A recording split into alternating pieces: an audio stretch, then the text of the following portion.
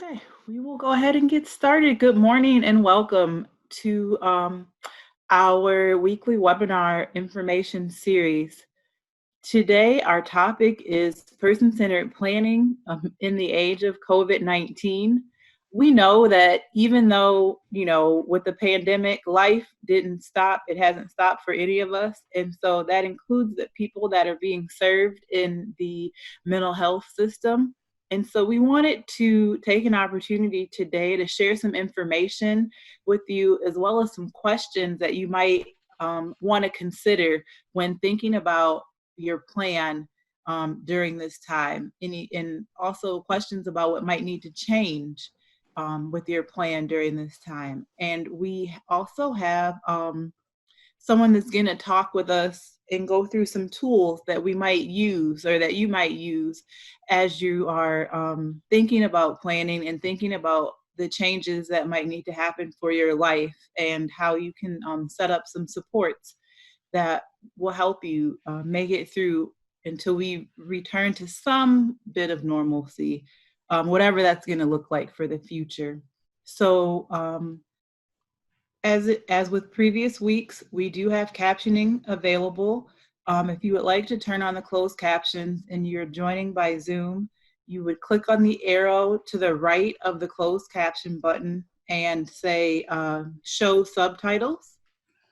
Also, if you have questions or comments during the presentation, please feel free to either use the raised hand function or just type your questions in the chat, and we will make sure that we get the questions out to the presenters. Like in previous weeks, we are also streaming live on Facebook, so we will do periodic check-ins on Facebook with to see if there's any questions or comments there. And as always, we'll share any resources being shared with us on the Zoom, also with people who might be joining us via Facebook Live. So without further ado, I would like to introduce from the Michigan Developmental Disabilities Institute at Wayne State. And also presenting today is Jenny Turner from the University of Missouri, Kansas City Life Course Nexus. I believe that Angela is up first, right, Angela? Yep, that's right. Thanks, Tedra. I'm going to share my slides. Just give me 1 second. Can you see this slideshow now? We can. Okay, great. Well, thanks, Tedra, and thanks everyone for joining. As Tedra said, my name is Angela Martin, and I work at the Michigan Developmental Disabilities Institute at Wayne State University. We are Michigan's University Center for Excellence in Developmental Disabilities. This morning, I'm going to start out by sharing some general information about person-centered planning, the person-centered planning process, and then we're going to hear from Jenny Turner. Jenny is with Charting the Life course at the Institute for Human Development, and the Institute for Human Development is Missouri's University Center for Excellence in Developmental Disabilities at the University of Missouri at Kansas City. So Jenny will tell you more about her work. And it just happens that Jenny works at our sister organization in the state of Missouri. So thanks, everyone. And I believe we're going to hold questions, but as Mike put in the chat box, if you have a really burning question and don't want to hold it till the very end, we'll put those in the chat box. If you put those in the chat box, then we'll gather them as we go forward. So this slide presents what the Michigan Mental Health Code says about person-centered planning. Person-centered planning is, in Michigan, we're a unique state for many reasons, but as it relates to person-centered planning, the Mental Health Code has person-centered planning as the required planning process for all recipients of mental health services in Michigan. This statute or rule says that the principles of its services is to build capacity for people that receive mental health supports to live a life in the community. It also points out that the purpose of person-centered planning is to honor the individual's preferences, choices, and abilities. So it's about the person. It's about planning for one person, for that person, and reflecting their life. It also states that with planning, the planning process is supposed to involve people that are key to the person's life, and that includes the person's family, friends, and professionals that support that person as desired by the individual. So the person decides who should be engaged in that planning process with them. But again, it's their focus. Person-centered planning is grounded in values that respect and celebrate the uniqueness of each individual. This slide is going to show a person in the middle and then a series of smaller circles around it, and I'm going to describe each circle and what it says. So one of the first values of person-centered planning is that we are to presume competence, and that means the person can make decisions and has abilities. The next circle says that we are supposed to honor the person's individual choices, preferences, and strength. Just like in the policy, the mental health code states it's reflected in that value of making sure that we are honoring that person's individual choices, preferences, and what they're good at or what are their strengths. Another value is to make sure that we are engaging the person so we recognize that everyone can contribute to their community. Everyone has a gift, a talent, something to offer the community, and the planning process is an opportunity for us to discover it and then support the person in doing that so that they are contributing member of their community. The fourth value that we need to recognize is that we need to maximize people's independence. We need to create community connections so the person can be the best of who they are and be connected to the community. Sometimes the word independence is misconstrued or misinterpreted to think about. Some people think independence is about going it alone, and when in fact independence is really about bringing your individual talents to the community and being a part of that community where we're practicing the value of interdependence and enabling the person to be part of the larger community. And the last value we want to make sure we recognize is that individuals have their own individual culture, and that is reflective of their personal beliefs and the family beliefs. Each of us has individual ideas about life and what we believe, and oftentimes that comes from where we've grown up, where we engage in the community, and so we have to make sure that that is reflective of the individual's culture, and so that planning process needs to take into account for those aspects. So this slide shares with information of what we should focus on in the planning process. Now this is going to be different for every person. And the important part is that the individual sets the agenda of what should be included in a planning process. They decide that what the topics will be and what topics won't be discussed. That's equally important.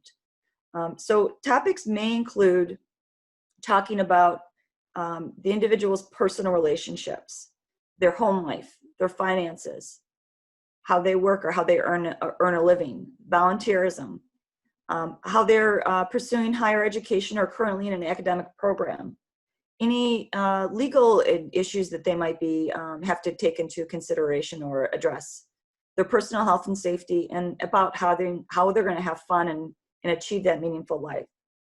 So when we talk about the focus, it needs to be individualized. It needs to be person specific. We need to think about what the person is good at. We have to look at their capacities and what's that individual's potential for success. To do that, we gather a group of people together that are committed to that individual, people that care about that person, who believe in that person and see the full potential of that individual. And in doing having these conversations and focusing on things that are needed to be addressed for the person, we need to be thinking about what's the end goal of life for that person. What is their hopes and expectations for their future? And that future is the right now future, what they're working on right now, but the longer term future. And in doing so, for some people, they might need some help in achieving some of these goals. And so we need to bring people together that they can count on, that believe in them. But for some people, that also might be working on developing a network of people, because some people may have just some relationships that are not as strong as others. And the planning process is an opportunity to strengthen those engagements and those connections. And again, we need to be respectful of the person's cultural needs and and honor their family's cultural values as well. So in the person-centered planning process, this is a slide with an arrow pointing to the right. And I'm going to put up 3 different circles or objects on there, and they're going to have different information. And I'm going to start with the first one, which is pre-planning. So the person-centered planning is a process. It's built together based on a series of activities that you do they're all interconnected. One part of the steps leads to the next step, to the next step. So the first step in that planning process is pre-planning. And that is usually happens before you gather together people to give input and to give feedback to you. So the pre-planning is usually coordinated by maybe the individual themselves, or with the support of the support coordinator, or an independent facilitator, which I'll talk about later when we're in our presentation.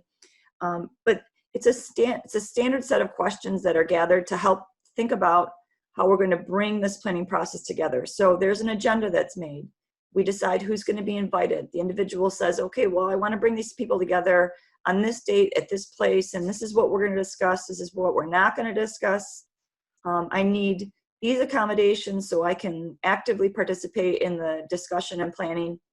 And then there's a determination by the individual if they want to facilitate their planning process, they want somebody else, and that can be somebody from the system, maybe a supports coordinator or case manager, or they might choose an independent facilitator, or they might have that person, that formal person, help them facilitate their planning process. So those are all some discussions that happen before we gather together to do the more formal discussions of planning.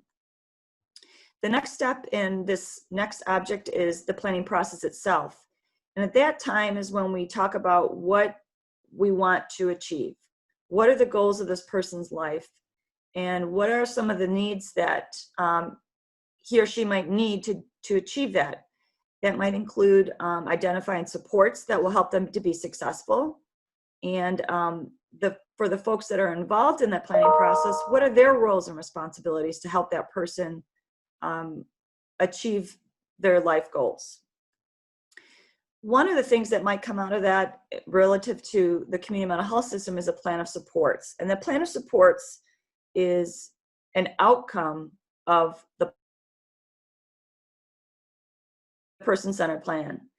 The person-centered plan is much larger than just a plan of service or a plan of supports. And I'm going to talk a little bit about that more in a couple slides. But one of the things that comes out of the person-centered planning process might be a plan of service, and that is the information to say these are the services and supports that person needs to go about the life that they're thinking for their own future. So when we're doing planning, we're pulling together, we have that pre-planning process, and then we have the planning process itself. And the planning is really a series of steps that honors all aspects of the person. It's bringing those people together that care about the person and know the person, and that are honored by the person, by the individual, or valued by the person. We talk about what's been happening in the past. It's respecting the past and thinking about what brought this person to this point. It's not dwelling on the past. It's about thinking about how did I get here to this point? And then it's about talking about what's happening today. And that's what's, the day-to-day life like today for that individual. It's also about talking about what the person's individual attributes are, their qualities, their specific talents, their skills, their interests, the things that they really that really make that person tick. That's really about who they are, to describe who they are as an individual. And then we kind of move into the next part of that, is what's talking about the future. What does this person ultimately want for their life? And giving that space to help the person think about what they're going to do for their future. From that, we develop an action plan, and that basically outlines what will be done after the planning process to support the individual towards that future that they've already lined out. And from there, we develop a plan to help the person get the individual and the people that care about them committing to that plan so that there's some action steps. It's not, I've been to a lot of, I've seen several opportunities where we've had really good planning and there's no really solid action steps. And good planning without good action steps leads to a lot of frustration. So it's about thinking about where the person's going to, what's the next day look like? How are we going to act to make this planning process move to action? And then over time, it's about seeing how things are going, monitoring it, making adjustments as needed, and continuing to see the successes as we move forward. So from a planning process, there's a circle in the middle. It says this is the person-centered planning process. And from that planning process, it can contribute to the development of several other things. It can mean that we help the person build a stronger circle of support. It can also mean that a plan of services and supports is developed. Again, that means we're identifying services and supports from community mental health to help that person go about that plan that they have for their life.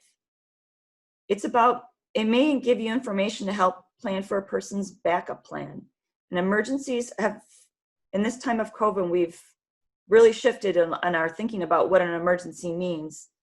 In a lot of plans that I've been involved with before, it was more about, what do we do in an emergency that, might be a fire or a weather emergency or some other type of emergency that might come up in a general person's life. And we've really had to shift how we think about planning in an emergent situation. So it's not just an emergency where it's the fire alarm or the sirens. It's about emergencies that are public emergencies. And we have to think better about that and maybe using person-centered planning to have much broader discussions. And Jenny's going to share more about tools that we might have to have those discussions. This also the planning process might also help you to think about what things you need in a medical situation. For some people, they might have medical needs that they need help with so that others can help them respond and what to do in that situation. And if the individual is still in school, it's about helping gather information that could be supportive to the development of their individualized education plan. And for those of you are probably very familiar with what's an IEP or an individualized education plan, that's the agreement between the school and the student and their family about what's going to happen in school. So sometimes in the planning process, what we talk about in the planning process could be something that could be added to the individualized education plan. And if that person is at a point where they're transitioning from school to life after school, this planning process can also be helpful and successful in helping that person to. With that, I'm going to hand it over to Jenny. And she's going to share a little bit about the work that Charting the Life course is, and so we can have some tools to think about and use during the planning process. Jenny? Thanks, Angela. Hi, everybody. It's really exciting to be here with you today. I am going to, like Angela said, kind of take where she started about the person-centered planning process and talk about how the Charting the Life course framework can help to facilitate some of those discussions. So really quickly, this is me. There's a couple pictures on the screen of my family because I wanted everyone to know the most important thing about me. I am a sibling. I have two sisters, one who has a developmental disability and one who is adopted with some mental health supports that we access through our state community mental health program. And I think that is important for everyone to know because I have seen how these tools have really impacted my life, my family's life, and not just work. I, like Angela said, work for the University of Missouri Kansas City Institute for Human Development, which is our University Center for Excellence in Missouri. So one of the cool things I get to do as part of my job is be a support for the state of Michigan, who is part of the National Community of Practice on Supporting Families. And that is a group of 19 states who work together to think about how we can use the Charting the Life course framework to create better policies and processes that will support people and their families to live the lives that they want. So on the screen, there's a map of the 19 states that are a part of the community of practice, as well as the icons that are the key principles of the Charting the Life Course framework. I'm not going to talk about those icons right this second because I'm going to share those with you in just a minute. Before we begin, I think it's important that we understand what is the Charting the Life Course framework. And there's an image on the screen of all of kind of the key principles combined into one circle that we use to capture what we feel like are all of the important aspects of the framework. But most importantly, the framework is created to help individuals and families of all ages and all abilities think about the kind of life that they want, identify what they might need to know or do, figure out what types of supports are important and how to develop those supports so that they can achieve that vision for a good life. So like Angela said, it really mirrors that person-centered planning process, and it can help to develop some of the outcomes that she talked about related to the service plan or developing a circle of support, thinking about past, present, and future. It's a way to pull all of that information together and really create the life that a person wants to live. The framework is first and foremost a way of thinking. So there's a box on the screen that says guiding framework, and it's a way for, the framework is a way for us to kind of plan and problem solve. The bottom box on the screen says tools, and that's because we have a set of tools that I'm going to share with you very briefly today that can help us to learn about what might be possible in the life that we want, as well as worksheets that can help us to plan and problem solve. So on the screen, there's a picture of lots of different people from all kinds of different walks of life and doing lots of different types of things. But in the center of that picture is our core belief. This is what drives everything that we do. It's kind of like our mission statement. And that belief is that all people and their families have the right to live, love, work, play, and pursue their life aspirations in their community. And I think this is really important because this is the point, this is the purpose of really using the Charting the Life Course framework and using the tools. It's because we want all people and their family members to have the life that they want to live. So when we think about the Charting the Life Course framework, it starts with a person. And so there's a little image on the screen of a person, just kind of like a little icon of a person. But we know that that person is a part of a family. Like Angela said, we all come from somewhere. So whether it's a family that we were born into, that we're close to, or a family that we've chosen of friends or neighbors or community members, it's that circle of support. So surrounding that person icon on the screen is another circle that includes other people that that person chooses to be their group. We know that quality of life for that person and that family, so the good life that we talk about, is made up of lots of different types of things, and we talk about those as life domains. So on the screen we have a wheel that has pie slices for all of the different life domains that we're going to dig into a little bit later. We use that because we really want to think about all of the different parts and pieces of a person and a family's life. We now have a circle surrounding that kind of pie that talks about the different types of things that we might need in order to live the life that we want. Sometimes we need information and training. Sometimes we need to connect to someone who's been there before. And sometimes we need physical goods and services. And so in order to meet those needs, there's now a star on the screen. And we use a star to think about the different types of supports and services that may fill those buckets. Sometimes we refer to those types of needs as buckets. And so we think about what the person can contribute. Like Angela said, what are they good at? What skills and strengths do they have? What relationships are a part of their life? Who's involved, from friends, family, neighbors, coworkers? What technology can be accessed? What are community-based resources, the things and places that anyone can access and use? And then what are some of the eligibility-specific or maybe disability-specific services? We use an arrow that's now pointing up on the screen toward the right, towards that big picture of the star with the person and the family in the middle, because we know that there's a path to get to that good life. And so we want to always be thinking about what is that path and what steps do we need to take. There are now little icons of the different life stages. So there's one of a baby, one of toddlers, one of a school-aged child, one of adults who are getting ready to graduate, one of adults who have entered the workforce, and then one of aging adults that are going across the bottom of that or that arrow as we think about what needs to happen during each stage of our life and each phase of our development that may help us to get to the life that we want. So that's the full Charting the Life course framework in a pretty quick summary. Today we're going to focus on two particular principles, or two of kind of our key ideas about the Charting the Life course framework. And then we'll have an opportunity for another webinar where we will focus on the integrated support STAR in more detail. But today we want to talk about first the concept of trajectory. And that's kind of a big word, but really all it means is path, right? It's how to get where you're going. And so on the screen, you see an arrow pointing up and to the right towards a purple kind of cloud or bubble. And then there's a green cloud underneath that. And we're going to talk about what those clouds are and how that arrow helps us to think about the path that we want to take.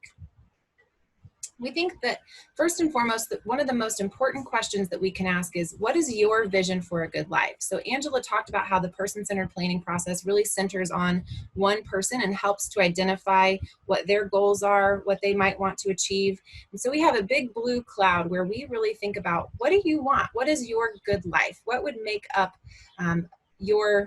your ability to live the life that you want? So for me, a good life is traveling and drinking good coffee and having time with my family and friends, feeling good about the job that I have, feeling like I'm contributing to a greater purpose and to the world. We also, though, know that we need to think about what is not a good life. Sometimes it's easier for us to identify what we don't want and to tell other people what we're afraid of, what we don't want to have happen, than it is for us to say what the good things that we want are, because we may not be sure of what is possible. So sometimes we start by asking, what don't you want? I don't want to be bored. I don't want to be alone. I don't want to be isolated. I don't want to be abused. And so we think about both what do we want for our good life and what don't we want as we set out that vision, as we start the conversation knowing where we want to go. There's a quote on the screen now that says, the future is not something we enter, the future is something that we create. And creating that future requires us to make choices and decisions that begin with a dream. I think another way of saying that is we have to know where we're headed, right? If you don't know where you're going, it's really hard to get there. So as we think about a vision for a good life, we know that that is about a quality of life. So we want to start with saying, what's the life that you want? And what do you want to avoid? By doing that, we can then start to think about that path or that trajectory. So there's another picture on the screen now with a vision bubble that has things like friends, families, tattoo, girlfriends, fire station, church. And this is the vision of my friend Ben, whose picture is on the screen. And he's actually in the photo, he's getting his first tattoo. And Ben's vision of a good life includes all of those things. It includes being healthy and fit and watching the Missouri Tigers play football. Ben also identified what he doesn't want. He doesn't want to have no money or poor health. He doesn't want diabetes or to be treated differently. And so Ben and his family and his support team, his circle of support, have been able to think about what needs to happen along the path in order to help Ben achieve that vision for a good life. So like Angela said, services and supports may be an outcome, but they should be helping us, not services and supports. The purpose of planning is to say, what is that vision and how do those services and supports help me on the path? As we think about that path, we know that there are some experiences that people with disabilities may have. They may go to early childhood or enter school. They may have a transition plan. They may visit the Social Security office. And those are some of the key disability experiences across the lifespan. So I talked earlier about those little icons about the life stages, and we have those here on that trajectory arrow. But really, we want to be thinking about more than just disability experiences as we think about how do we get to the vision of what we want. So now on the screen, there's those same icons about all those different life stages, but there's words like chores and allowance, birthday parties with friends, summer jobs, babysitting, learning to say no, dating and heartbreak.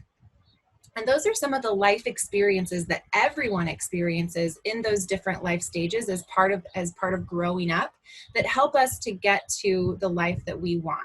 Some of those experiences are really positive, and they're experiences that we want to have again or that we want to remember and grow from. Some of those aren't so positive. I remember dating and heartbreak, but it helped me to learn about the type of people that I wanted to spend time with, or how to weed out some of the guys that maybe weren't the best fit for me, for my vision for what a good life would look like in a relationship.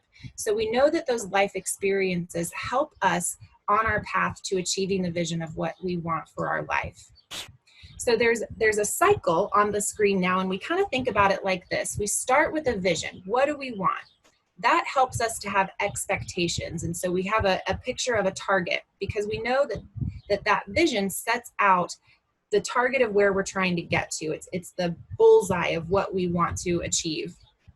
We then think about what experiences might help us to get to or reach that target. If you're going to shoot an arrow, what are the experiences that are going to help that arrow fly towards that bullseye?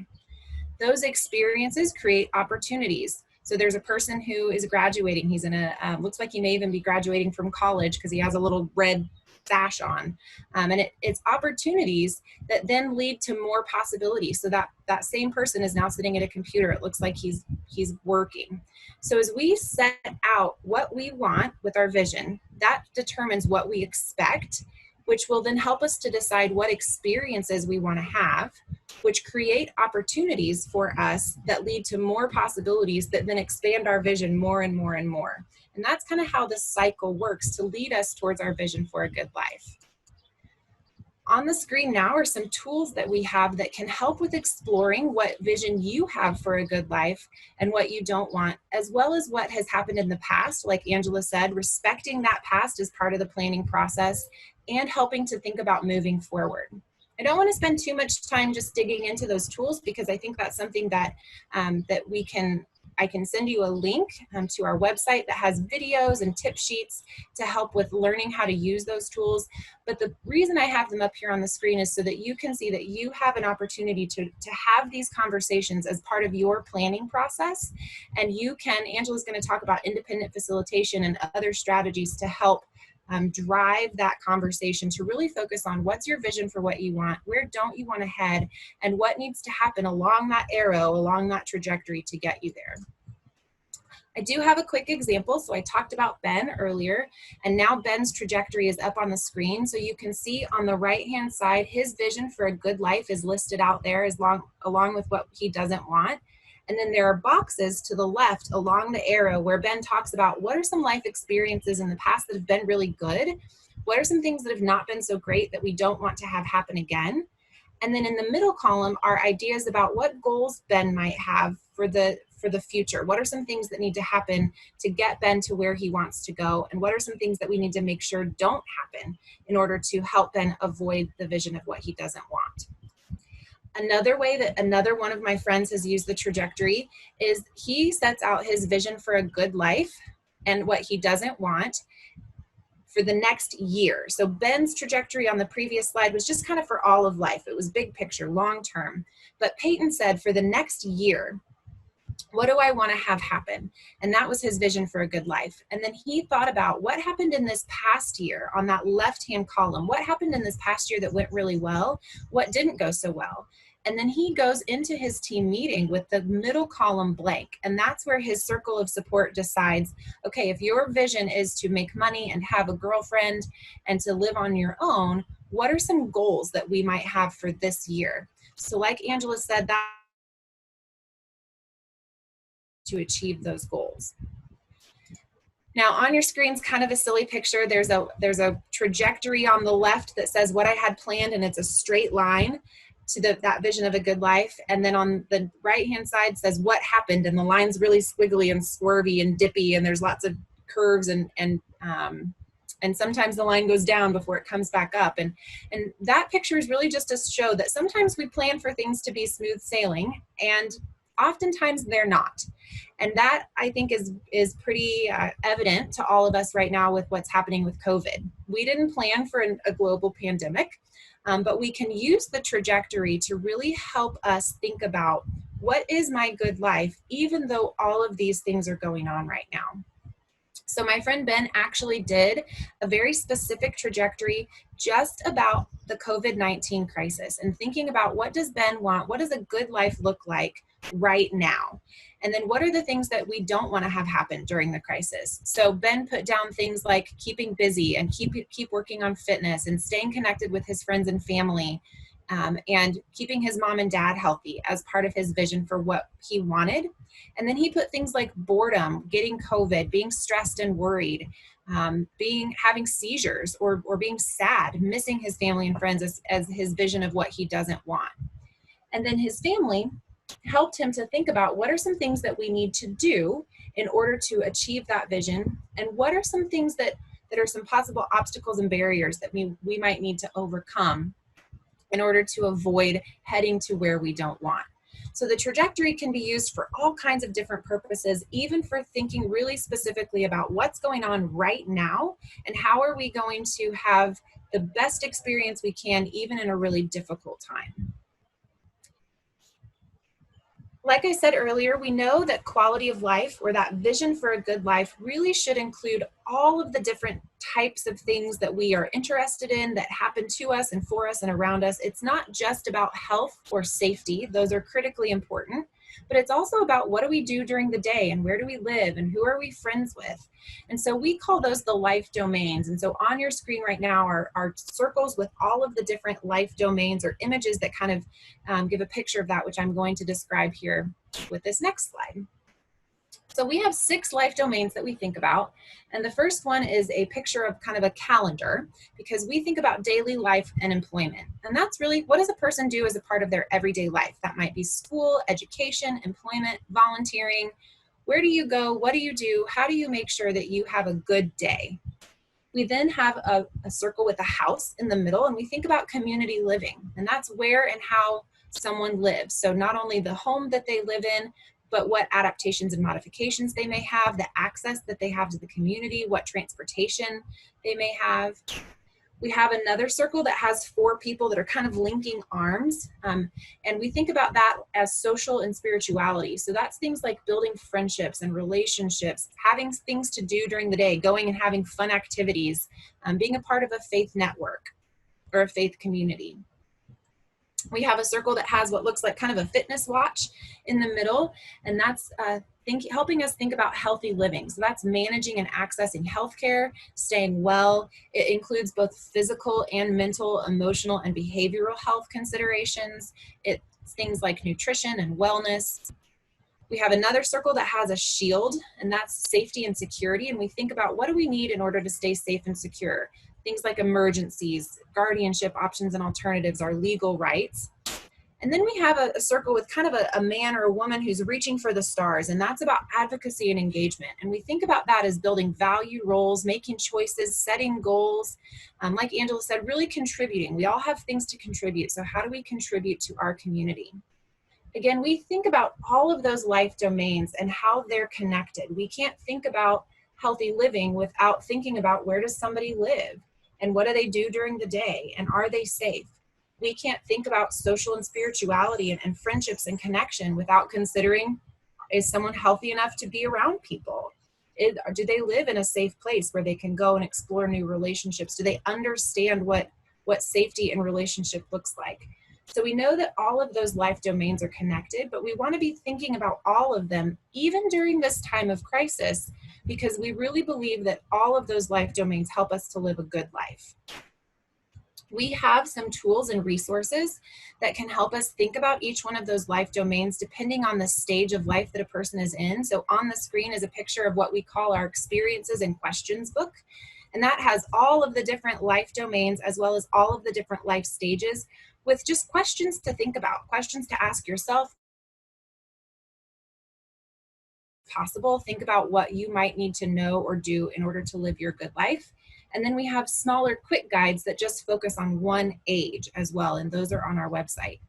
But as a quick preview, I wanted to spend the last little bit of my time today with you talking about, what are some questions we can ask both now and in the future for each one of these life domains.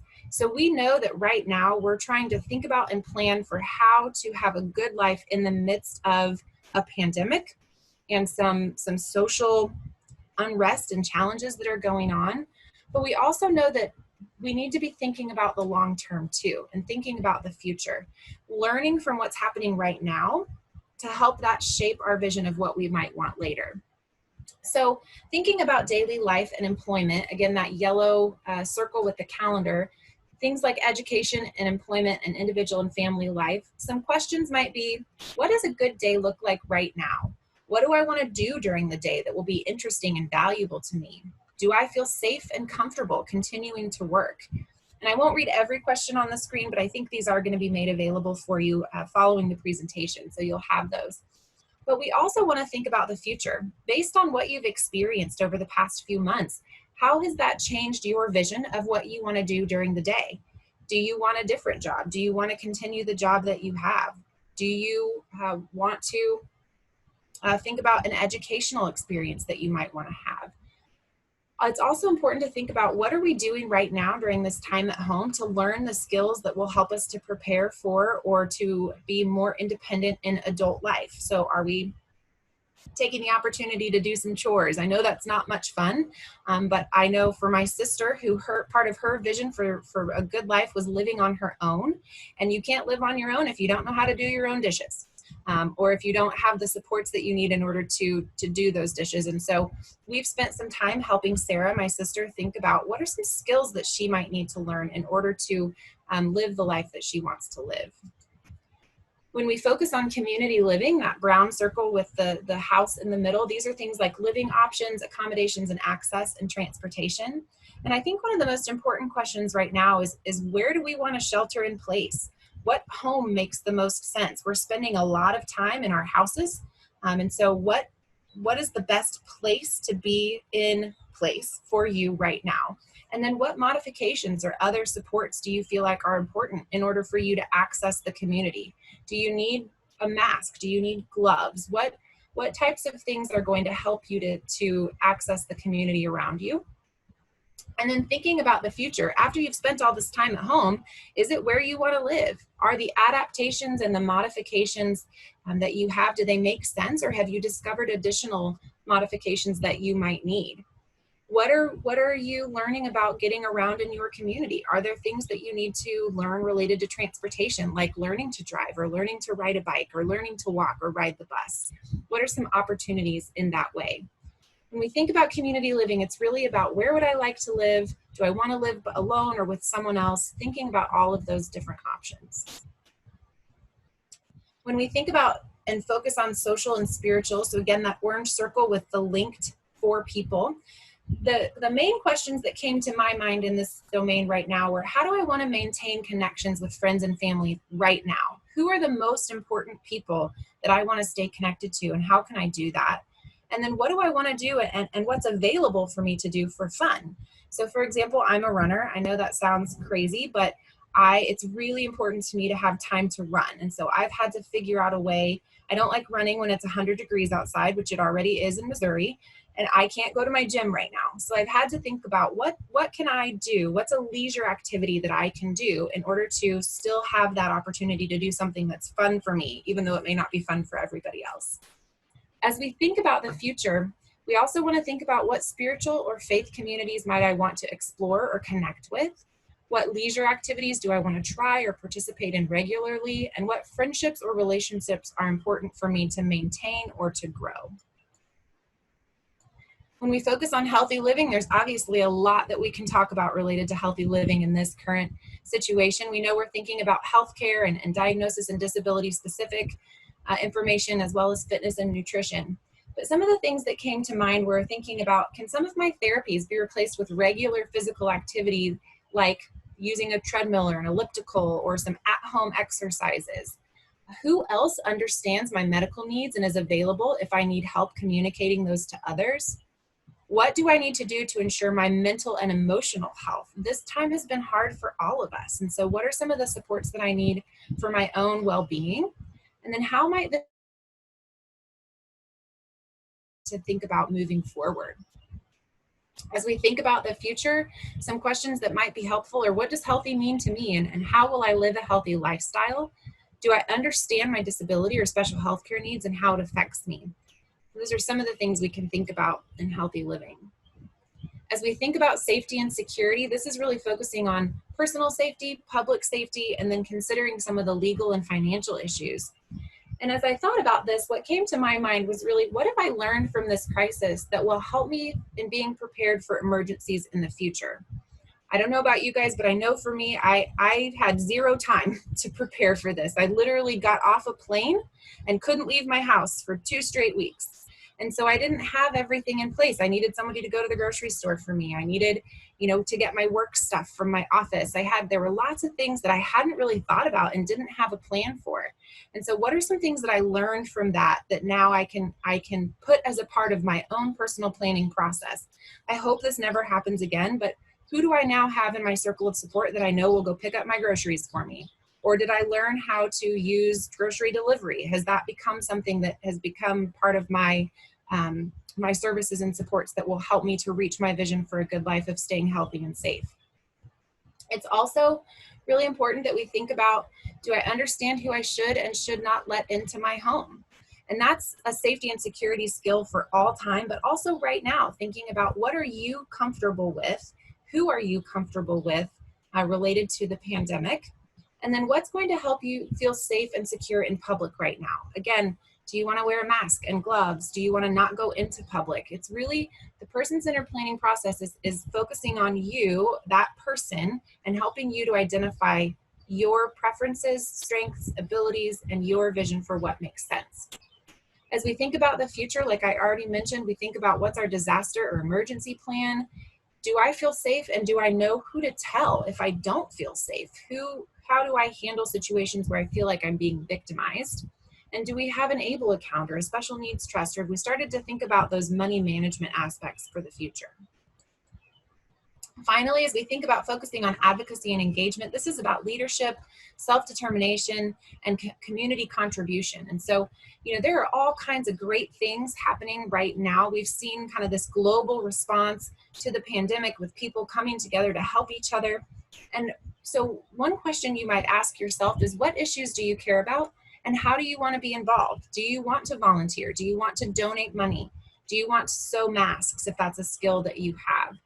How do you want to connect to the community in a way that is giving back and contributing? And as you think about the future, how then do you want to have a valued role in your community? What kinds of responsibilities do you want to have? How do you have control over how your own life is lived? What decisions do you want to make for yourself, and how do you need to be supported to make those decisions?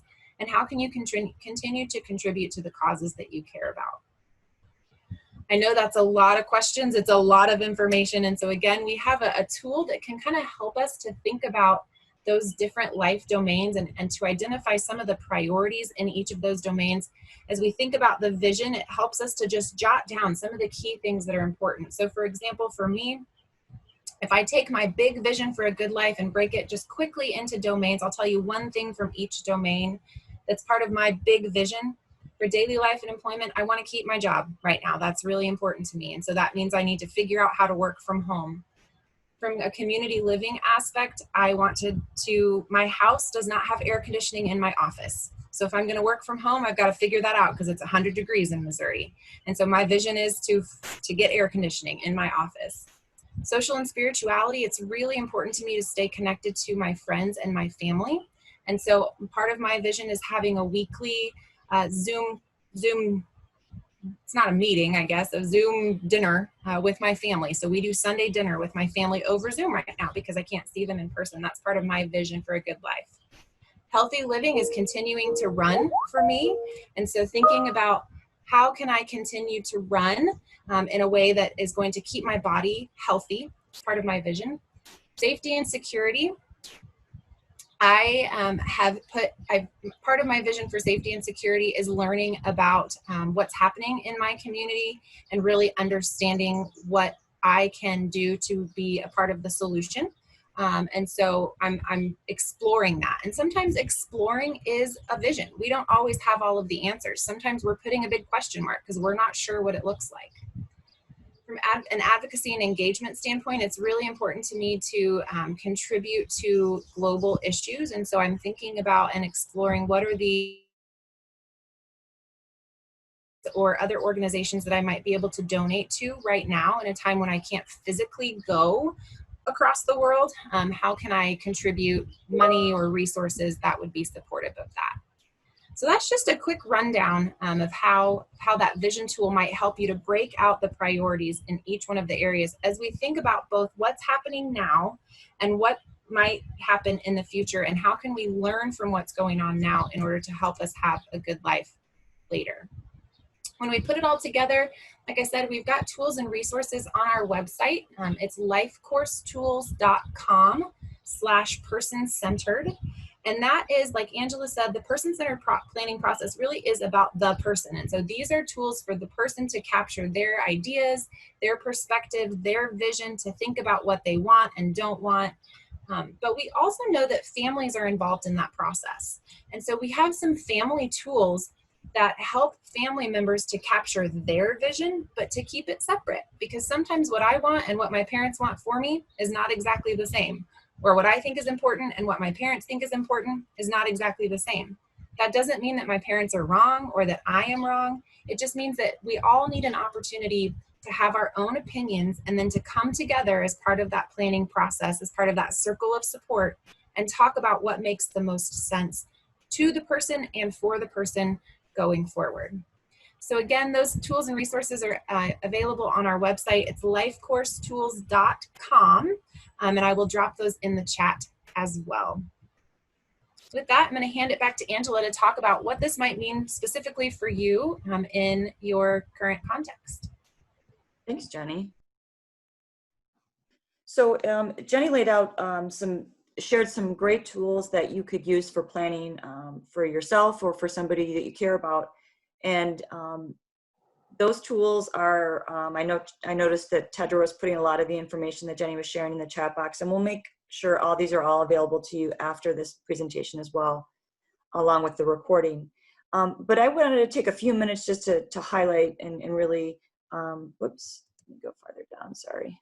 I opened up in the wrong spot, forgive me.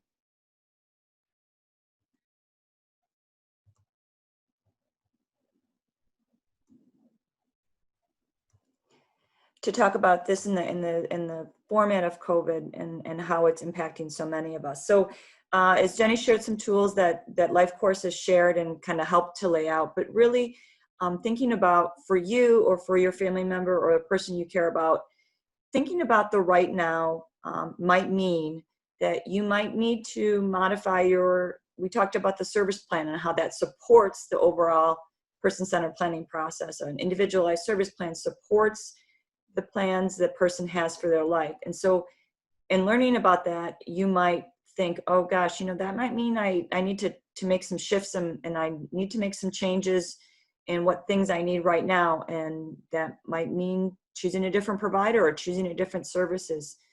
So in thinking about that, it really brings you to a point of, is this something that I just need to make a small change in my plan of service and a modification of who might be providing that service?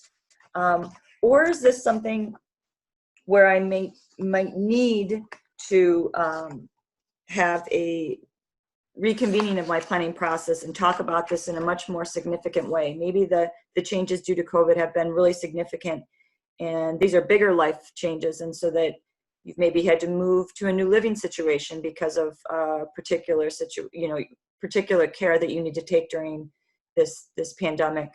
But if it's in a situation where you're just maybe needing to choose a different support or service or a different provider of supports or services, or something in the community that you don't want to use a traditional provider, then you can work with your supports coordinator or case manager to make sure that plan of service has been modified to meet that current need.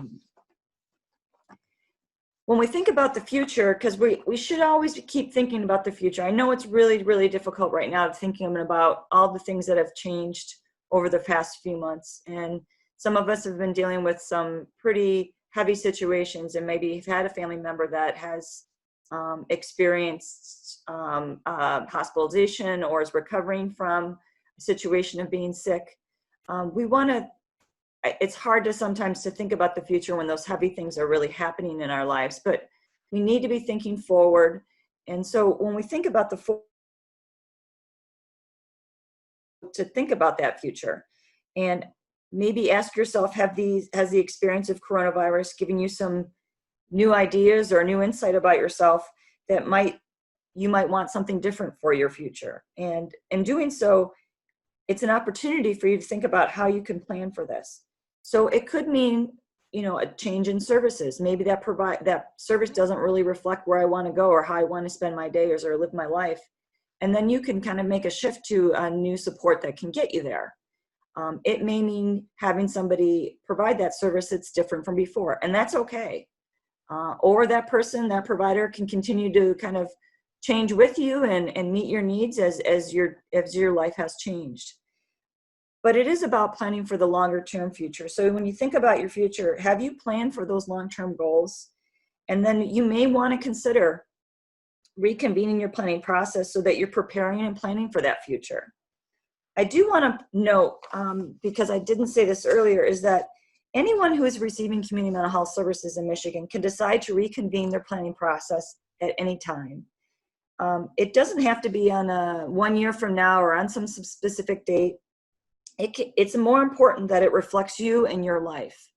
And so for some people, they want to reconvene a planning process to help bring people together, to help them think about the life changes that have happened for them.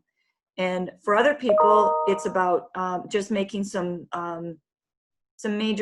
shifts or some changes to their plan of service so that that plan of service is supporting their life in a way that's more reflective of where they're at right now or going into the future. So I did want to take this opportunity. I mentioned earlier the opportunity of who facilitates. And some people are aware, quite aware, that an independent facilitator is a possibility, that they could engage an independent facilitator and help them plan and help them through the planning process. As the name states, the independent facilitator it's somebody separate from the system, somebody outside of the community mental health system who is chosen by the person, and they're focusing on that person and their planning process. So anyone who receives community mental health services has the opportunity to decide to use an independent facilitator. And that person is chosen by the person. The other person, independent facilitator, works with the person. Now, the person may want to facilitate their planning process with the assistance of an independent facilitator, and that's totally fine. It's also important that the person chooses the independent facilitator. And what we at the Michigan Developmental Disabilities Institute have been training independent facilitators, and I know Jan Lampman's on the webinar today. Jan and others at the ARC Midland have been training independent facilitators for several years. And so what we have heard from people is that independent facilitators, sometimes something they didn't know about, but it's also sometimes something that they don't know how to find an independent facilitator. So or maybe there's not enough choices of independent facilitators. So preparing a good pool of potential people to serve as an independent facilitator is really key. So we have some suggestions. If you are interested in this opportunity, you might ask your local community mental health supports coordinator or case manager or customer service for a list of people to use as an independent facilitator. If you're not able to find a list there, you could also reach out to the network, a behavioral health network in your area. On this slide, there is a picture of the Michigan map, the Upper and Lower Peninsula, and there's color-coded counties, and you might find your county, and then that's kind of all the colors together make up the region of your area. So some people might check with their prepaid inpatient health plan, which is the regional network in their area, to get a list of providers. The other place is that the Michigan Developmental Disabilities Institute, as I said, has been preparing independent facilitators along with the ARC Midland. And so one thing that we've been working on for several years is kind of trying to help this issue of not being able to find somebody to serve that role who is trained to provide that service, is we've created a independent facilitator directory. Now I've opened up this link, hopefully it'll work. so that you can see it. And I'm going to share for a second and share with you my screen so that you can see what, forgive me. It's a map on our website, and it's organized by regions. And with that is Tedra, can you give me a check? Are you seeing the map up there? Yes. Okay, thank you. And then there's each region. So you can find your region or your county that you live in, and then click on that link. And I'm just going to pick at random here. I'm going to pick my home county. I'm going to pick Oakland County. So these are people that have been trained as independent facilitators and are willing to offer their support of their facilitation skills to others. And within each of these, I think Eileen's on here, so I'm going to pick Eileen. Eileen's been trained as an independent facilitator. We actually ask people to give a little bit of a profile so people can learn a little bit about the person and see if it's a good match for them as a potential independent facilitator. The other thing I also wanted to highlight on our website is we are doing, we have on our website training events. We have both, we'll be scheduling some more webinars to provide more information. This is really a very, very brief overview of independent facilitation. We've been doing quarterly webinars on independent facilitation, and we'll be planning some for later this summer, and once a quarter at least, and you'll always find those on our events page. But we're also, with support from the Michigan Developmental Disabilities Council, the ARC Midland and MDDC are doing a series of independent facilitator trainings. We had trainings scheduled in April, but we've had to postpone them to September and October because of the virus. But we did already have scheduled 2 training events in a training event in August in Flint, and then another one in Gaylord. And we, on the screen there, hopefully you all can see that there are links to the trainings flyer and registration materials. And this is also a link. I just pulled up the flyer so you can see what it looks like. And registration is required. We do have people register in advance because we have to confirm that you are independent and that you're able to participate. It's a little bit of a time commitment. And so we want to have people pre-register. So with that, I am going to hand it back over to Tedra so that we can address the audience questions or any other issue or information people would like to learn more about. But I just want to thank everyone for the opportunity for the DD Council for hosting this and engage in a discussion. So Tedra. Thanks, Angela. Thank you, Angela and Jenny, for sharing that great information with us. Are there any questions? We did have some questions in the chat, but they were really about accessing the resources, and I think we answered those during the presentation. As Jenny said, we in Michigan, we are really the council, along with some of our other partner organizations, one of which is DDI. We are really trying to promote the use of the life course tools in Michigan for planning for a number of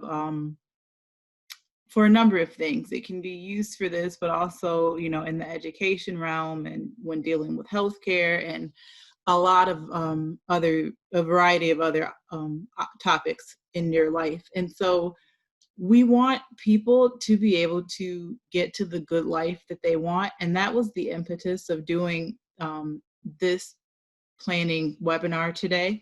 And so are there any questions? We want to open it up and give folks an opportunity to ask any questions.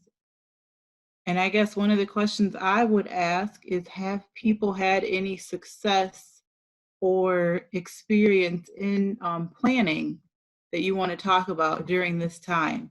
Has anyone reached out to ask for their plan to be reconvened, or try to convene a plan during the pandemic to make some changes?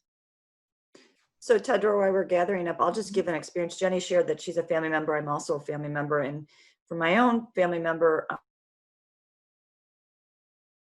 for the end of March, and she wanted to move forward with the planning, and we were just talking the other day, and she thought that her circle did the best job they did by virtually planning. So that told me that a lot of us are talking too much at her meetings, and she felt she had more control because we used Zoom that day because we could not be close by, but she thought we did a better job. So she's always thought she's done a really good job, but we did a better job as part of her circle. So I think that sometimes when difficult things come up, you think that it's going to be more difficult, but sometimes you'll find that you actually end up having an outcome you didn't expect, for sure, because we didn't know what to expect.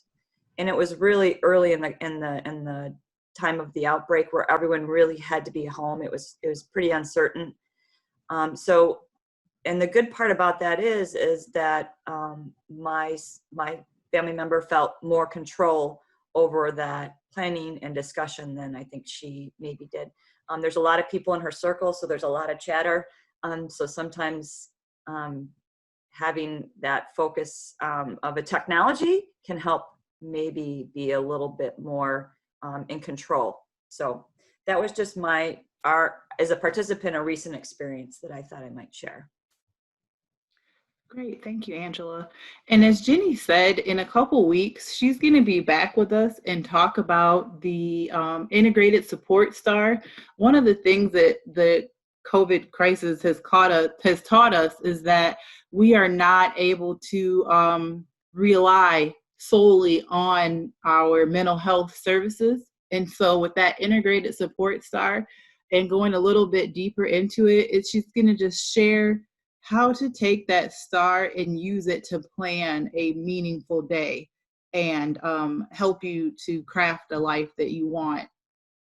Thinking about being socially distant for the near future, and just how to really, what else we need to consider when looking at plans, what other supports and services beyond CMH and what we are eligible for to help plan a life that you want to live. I see we do have a comment or a question in the chat.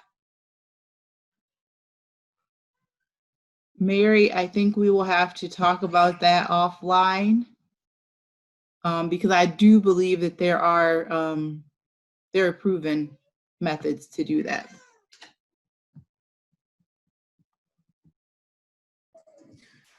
So Angela, this is Yasmina from the DD Council. I appreciated your overview of our Michigan code as it related to person-centered planning and that structure that you laid out.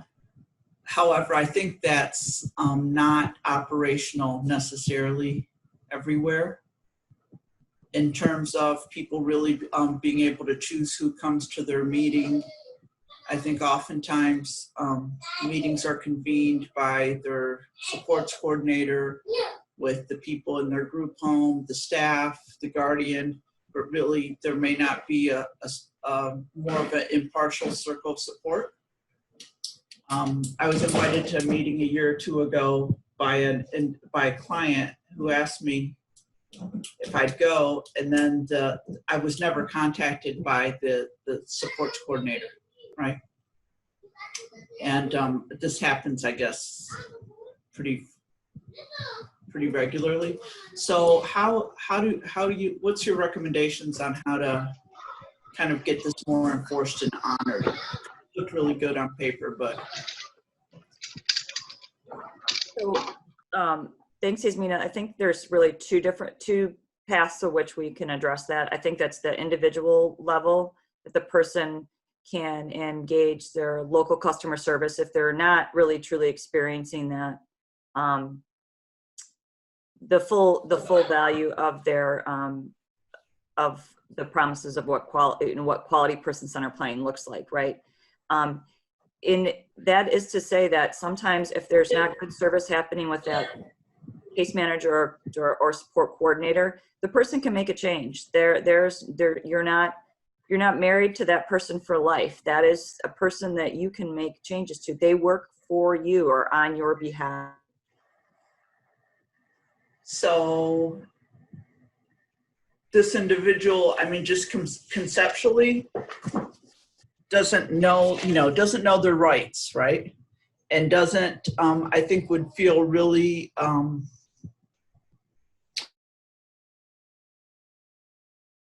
firing them, or it wouldn't be her idea to pursue things at a higher level.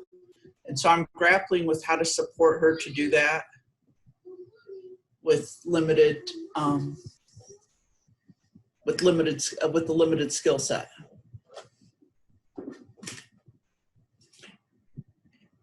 And I'll say is that, and then I don't want to threaten my relationship with the individual, as an advocate, by jumping on the system. So I've been trying to figure out how to toe that line.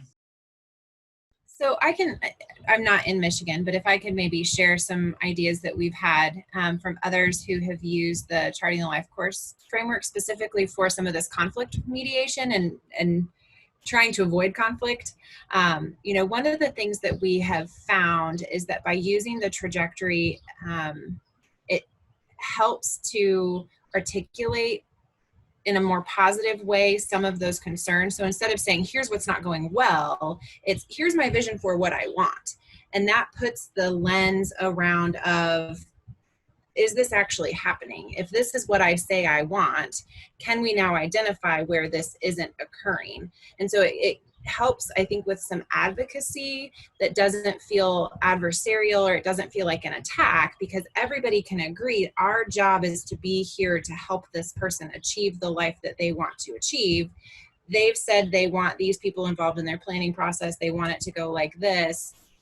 We're seeing that that's not happening. So now we want to problem solve in order to make that happen. And so I think using the trajectory in that way might be helpful. So Jenny, I know that the trajectory can be used by anyone, right? Yep. So, but sometimes institutions may choose to adopt that as something that they use in their agency. So if the agency isn't using that, can a family friend or go through that trajectory and then bring it as a tool, as a support?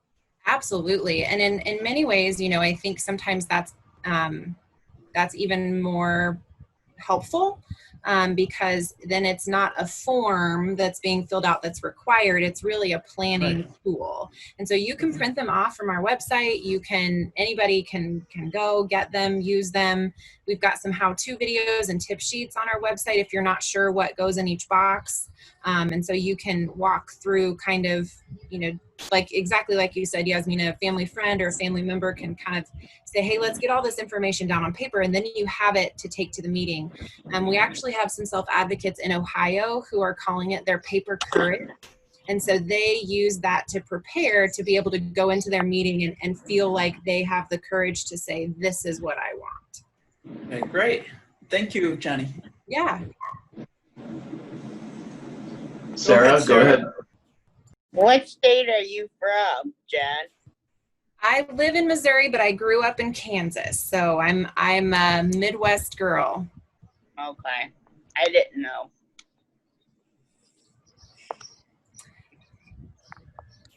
Something else, this is Laura Denise from the state. Something else that we're looking into for person-centered planning for Yasmina's issue is looking at how people come into services and the education that they get around person-centered planning. Having a peer support or peer mentor, or somebody who's been, through services to kind of help guide people and get them ready for, what to expect and what is coming up, and really having a real education piece. There's kind of a information and assistance gap in the system that I think needs to be filled So that if we're really making sure that people really truly understand their rights and how person-centered planning is supposed to work from the beginning, then if they're not receiving it in the way that they're supposed to, they'll have uh, more confidence to actually say, I don't think that things are going right, and be able to contact somebody that can help them.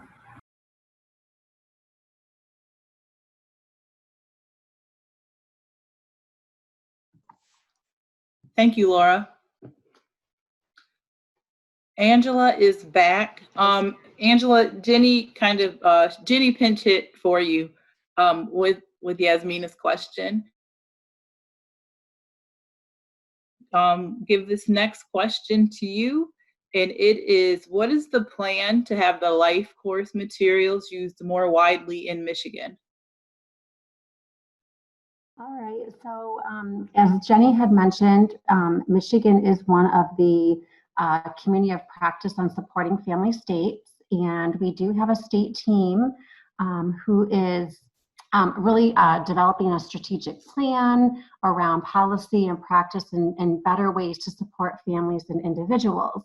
And part of that is that we have Charting the Life Course ambassadors here in Michigan who can go around the state and provide presentations, education on the life course materials and the framework. And so if you are interested in having an ambassador come to your area or for us to provide a presentation to you via Zoom, you can reach out to me, and we can put my contact information in the chat.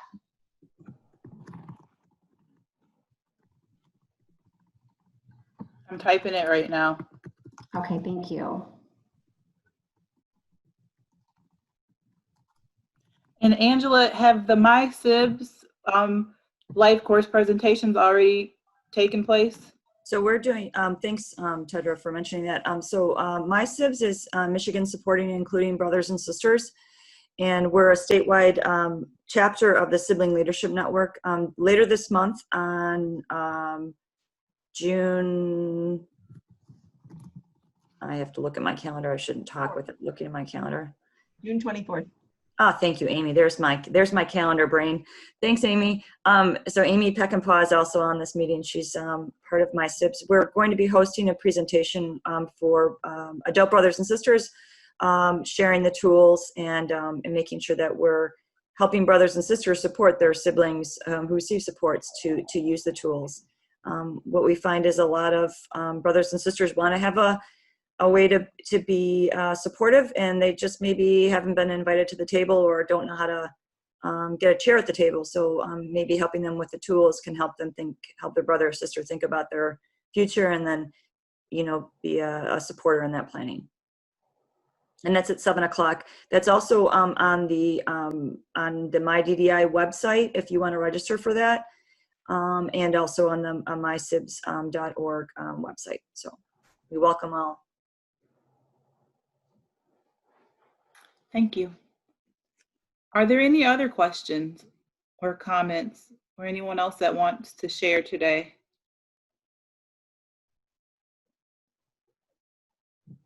Seeing none, I'm going to go back. I'm going to go to page 2, see if I see any hands raised. Okay. Well, again, thank you very much to our presenters for today for sharing that invaluable information. Thanks to everyone on the line that joined us, and to those that joined us via Facebook Live. Next week, our webinar topic is your right to access healthcare. We're going to be hearing from a speaker that's really been digging into hospital and healthcare policy about support people at hospital and during hospital stays and medical appointments, as well as supported decision making. How supported decision making can help play into all of that, and just really helping people know a bit more about their rights when they have to go to a doctor right now, and really beyond COVID. It's just all about rights and accessing healthcare. So we hope that you will join us next week at 11 on Thursday, June 11th, 11 on the 11th. See you all next week. Bye.